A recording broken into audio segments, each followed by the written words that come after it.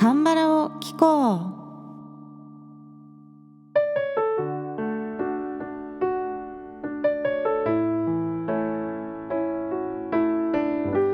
皆さんこんにちは。안녕하세요。風花です。さて、ゴールデンウィークも明けまして、皆さんゴールデンウィークはいかがお過ごしでしたでしょうか。私はね、あんまり普段と変わらない生活をしていたんですが、ちょっと天気のいい日にドライブに行ったり買い物に行ったりなんかねして楽しみました。あと今年は念願だった家庭菜園をね、ゴールデンウィークに始めたんですね。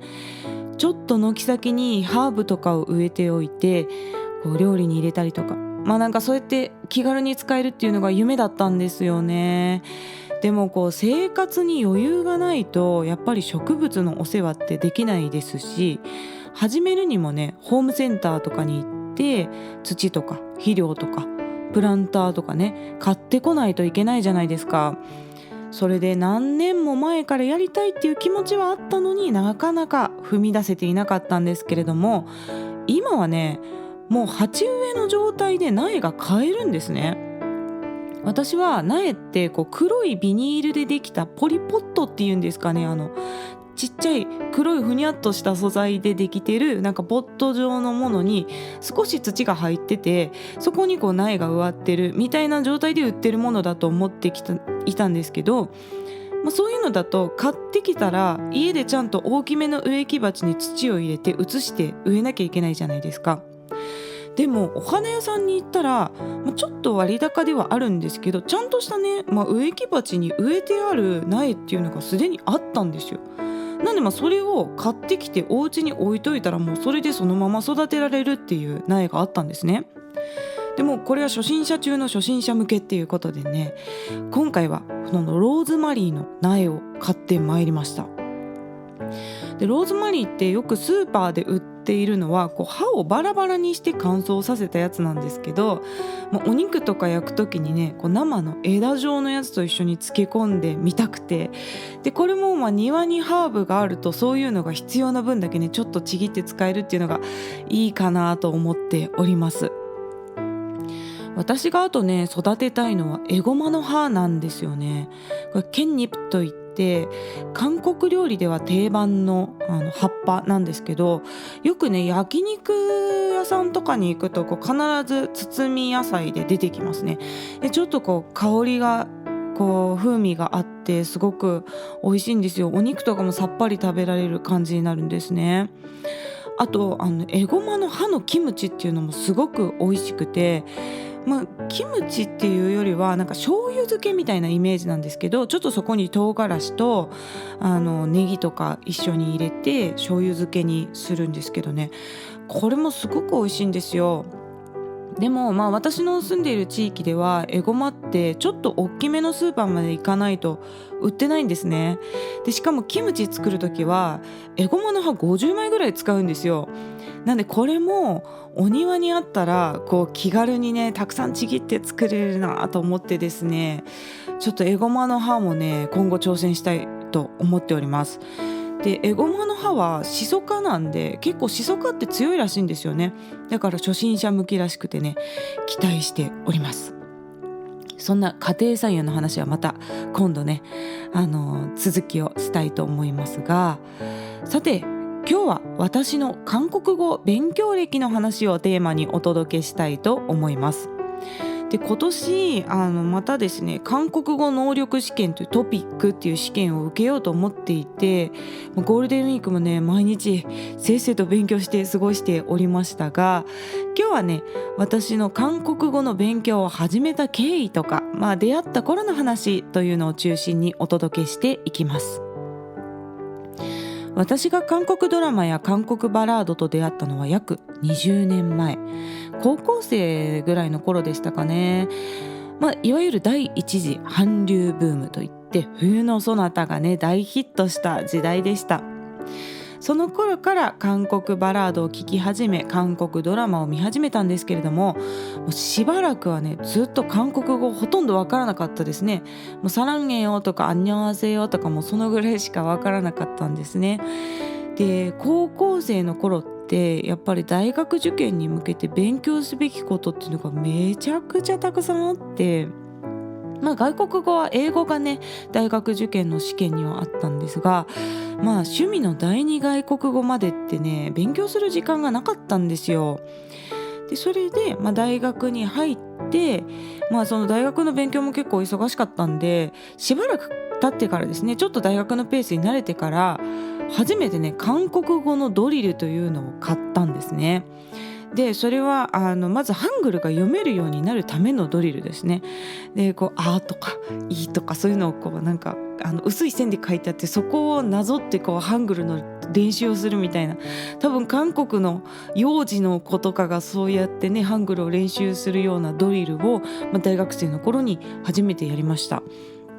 で暗号のようだったねハングルの文字が音として認識できるようになって、すごい感激したんですね。読めるっていう風になったんですけど、ただ読めるだけで一切意味はわからないっていう時期がねまだこの大学生の頃から長いこと続くんですよ。で私は大学生の頃によくね路上ライブをやってたんですけど、その道とか繁華街で歌ってると、結構音楽をやってる人がね声をかけてくれることが多いんですね。でそれで何の曲歌ってんのとか、今度うちでライブやるからそれに出ないとかいう風に声かけてくれて、自然とね音楽仲間の輪っていうのが広がっていくんですけれども、たまたまその音楽仲間の中にクリスチャンの方がいたんですよ。でその方は賛美歌を自作したりとかしてね歌ってたアーティストの方だったんですが、教会っていうのは結構留学生を受け入れてたりとか、あとは宣教師になりたいとか、そういうその教会の中でのプログラムに留学に行きなさいみたいなのがあるみたいで、結構ね多国籍でいろんな国の留学生の子がいたんですけど、その子のつながりで韓国人の留学生の方と会う機会があったんです。でそこで、先月ね歌わせてもらったシン・スンフンさんの I Believe とか、あとその頃 P さんって言ってレインっていう意味なんですけど、この P の It's Raining とかね、この曲はすごい R&B のダンスナンバーで難しい曲なんですけど、こういう曲がね私すごい好きなんだよねって言ったら、発音を教えてくれて、で意味もその韓国人の方は日本語はできなかったんですけど英語ができたので、この I Believe の歌詞の意味とか英語で大体教えてもらって、それで発音は韓国語を教えてもらって一緒に歌ったっていう思い出があるんですよね。でその韓国人の友達が日本人がねこうやって韓国の音楽聴いてくれるのがすごい嬉しいよって喜んでくれて、で風花は発音が上手だねとか歌声が綺麗だねとかたくさん褒めてくれたんですよ。でそれで調子に乗った結果今の私があるんですね。これ本当に最初に会った韓国人の方がね優しい方でよかったんですよ。で大学の頃はそんな思い出がありまして、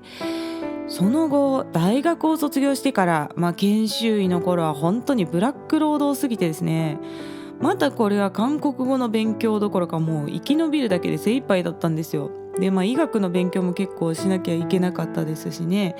で韓国のバラードはその頃もずっと聞いてたんですけど、しばらくねドラマを見るっていうこともなかったんですね。韓国ドラマって20話ぐらいあるんでね、かなりね連続してまとまった時間がないと見られないんですよね。だったんですけれども、これで契機になったのは今度ね大学院生の時にね入院したことだったんですね。で私はですね生まれつき股関節の発育が悪い病気なんですかね。これもね球外形成不全っていうんですけれども、いわゆる股関節のかぶりが浅いっていう感じなんですよ。骨盤の股関節の関節の屋根がちょっと人より浅くって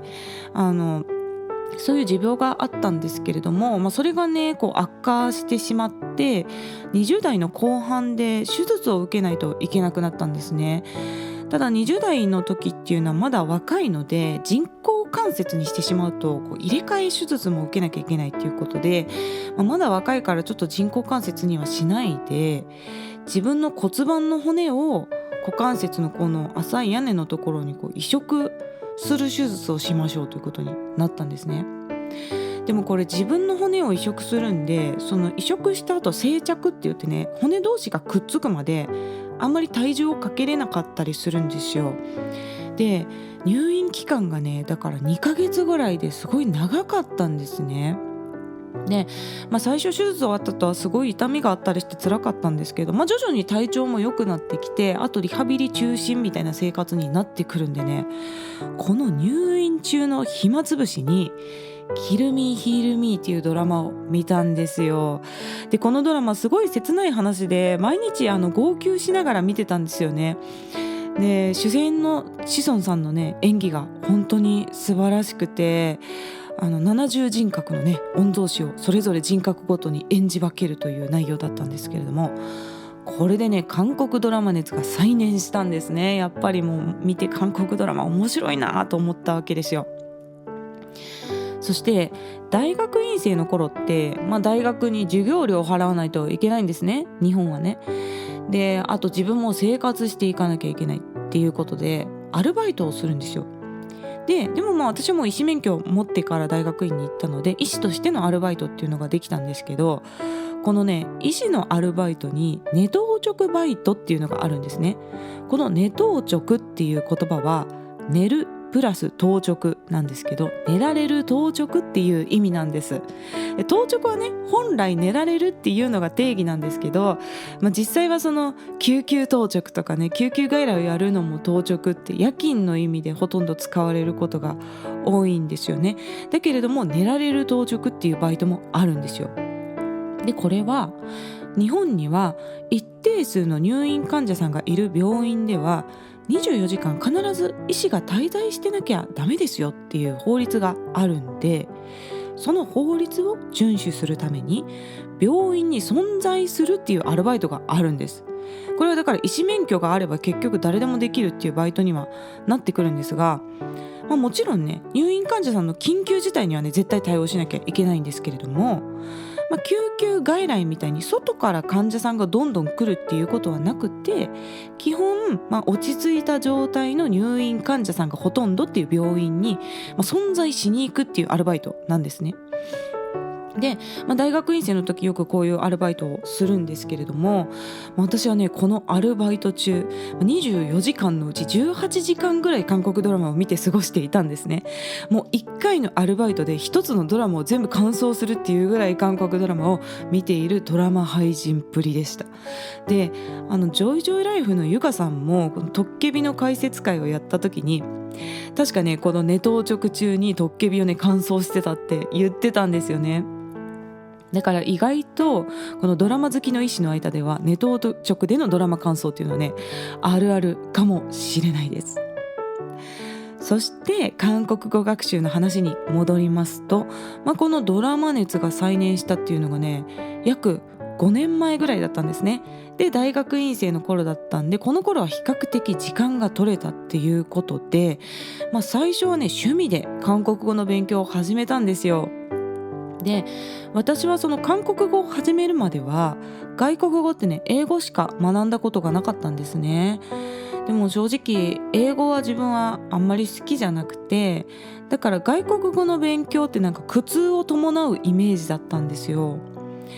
でもやっぱ科学の世界も共通語って英語なんですね。で、大学院で論文を読むのも書くのも英語なんで、もうこれほんと仕方なく勉強してたんですけど、なんか英語力を高めようっていうモチベーションはあんまりなくて、もうね使えるものは全部使ってたんですよ。DeepL っていう翻訳サイトみたいな、あれをすごいいい精度でね翻訳してくれるサイトがもう今あるんですけど、翻訳サイトもいっぱい使いましたし、もう可能な限り楽をしようとしてね、あくまで最低限の勉強しかしてなかったんですね。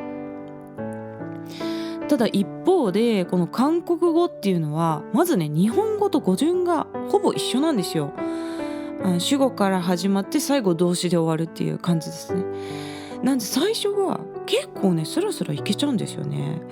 で、いわゆる初級のテキストっていうのはもう単語だけとにかく覚えれば頭の中で日本語から韓国語に変換するだけである程度言葉が喋れるんですよ。なんで勉強の成果が最初出るのがすごく早いんですね。で語学の勉強が楽しいなと思ったのがこの韓国語を始めた頃でした。そしてよく学会とか韓国で行われることが多くて、韓国に行く機会も多かったんですけれど、もう韓国に行ってちょっとでも韓国語を喋れるとですね、한국말 잘하시네요って韓国語上手なんですねっていう風にね褒めてくれる韓国人の方がすごく多かったんですね。でこれもね韓国語学習者の間では、いや韓国語が上手だって韓国人から褒められるのは発音から外国人だってバレてる証拠なんだよってよく言うんですよ。この発音が本当に自然だったら、同じアジア人なので見た目ではなかなか日本人だって多分気づかれない、韓国に行っても。だけど言葉のね発音がちょっと不自然だから外国人だってバレてて、その褒められてるからね、褒められてるっていううちはまだ発音が二流なんだよっていうような意見もあるんですね。で本当に確かにその通りなんですけれども、私はねこの大学生の頃と同じで褒められてすぐ調子に乗るタイプなんで、これ素直に嬉しかったんですよ。でこうやってなんか韓国語上手だねとか言ってもらえることが、語学での成功体験っていうのにインプットされてですね、どんどん調子に乗ってったわけですね。それで楽しく韓国語を勉強しているという感じです。であと韓国語に関してはですね、日本人は漢字を扱えるっていうのが結構アドバンテージになります。で韓国語にも漢字語といって日本語と同じ漢字を元にしている単語っていうのが結構多いんですね。なんで漢字を韓国語で読む感覚で変換していくと、日本人は多分一気に語彙が使える語彙っていうのがね増えると思います。例えば会社という単語は韓国語でフェサと言いますが、この漢字の前後を入れ替えると社会になりますよね。この社会は韓国語でサフェになります。なんで会社の会はフェ、会社の社はサと読むっていうことを覚えれば、漢字の感覚のそのままでね韓国語を認識できるようになるんですよ。でしかも日本語には漢字は音読み、訓読み、さらにイレギュラー読みみたいなのがありますけれども、韓国語はね基本的に漢字一つに対して読み方一種類なんです。だからねややこしくないんですね。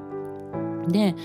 もちろんやっぱり外国語なんで日本語と完全にイコールではないっていう時期が来るので、自然なちゃんとした韓国語をアウトプットしようと思うとやっぱりかなりの勉強は必要になってくるんですが、最初入り口がねやっぱハードルが低いっていうのはあると思います。日本語を扱えることがアドバンテージになる言語なんで、日本人はね楽しく勉強できるかもしれないですね。で今までもしね外国語の勉強、特に英語で苦労してもう外国語はいいやって思ってる人も、韓国語だったら楽しく勉強できるかもしれないですね。今日はそんな私の韓国語学習歴のお話をしてまいりました。また概要欄の質問箱からメッセージや質問、リクエストなどぜひ気軽に送ってください。日本語でも韓国語でも大丈夫です。特にリクエストを今募集しております。また YouTube の方もよろしくお願いします。ではまた次の放送でお会いしましょう。さようなら。少し長めになってしまった。